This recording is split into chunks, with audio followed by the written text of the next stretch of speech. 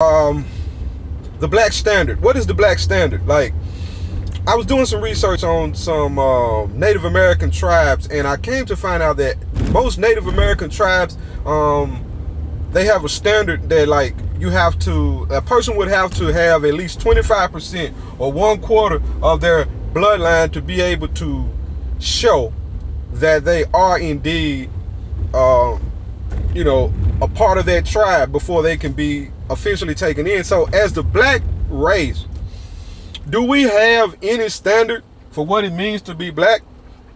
Like, can you be at least 25% black to be considered black? Or should you have certain kind of ancestry or whatever? Like, we do understand that there was a lot of mixing going on with black people, for various reasons. But the thing is, are we as a group allowed, like other groups are, to decide for ourselves what we're going to consider black or a part of our group or not a part of our group? Now, because we have like an open doors, or almost, so to speak, like anyone who wants to be black can be black, and that's a lot of times because we didn't have anything to lose. See, my opinion of this is that like a person who like take for instance a person who has nothing of value. If there's nothing of value, or a vacant home in a low income area, a lot of times they're boarded up, or they're not for sale, they're boarded up, they're damaged, so no one puts locks on the doors, no one cares. They don't put alarm systems on vacant homes. Why? Because the value of that home is low. So if the black race was a home or a house, would we have a low value? I believe we would have a low value because we don't have any locks or any mechanisms in place to keep our house secure. So anyone can come in and be black.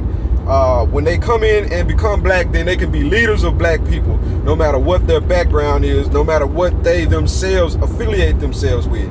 This is why I feel like Dr. Darity, Dr. Carnell, and Attorney Moore are spot on with the definition of ADOS, or foundational black Americans, because they say that a person has to have at least an ancestor who was in bondage in America, and that person would have had to identify as black, colored, or African American on some official government documents within the last 10 years.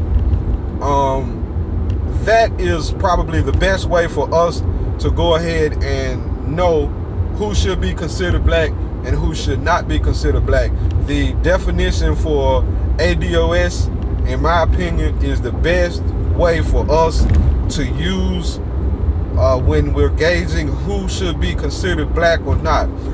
If you've been filling out school registrations and putting biracial and things like that, then you don't consider yourself a black person. You consider yourself a biracial person. So, and if you don't have any, if you're black and you don't have anyone who actually went through those hells of these plantations in America, then you should not be calling yourself black or African American, because being a black American, it means something, whether you guys want to let it mean something or know that it means something or not. Anyway, man, Urban Book Club, subscribe, like, share, whatever. Holler at me. Send me your comments. I want to know what you think, man. This is Double R, Rev Rock, Brother Rock, the Ratchet Reverend. It don't matter what you call me, just don't call me broke. I holler at y'all. Peace.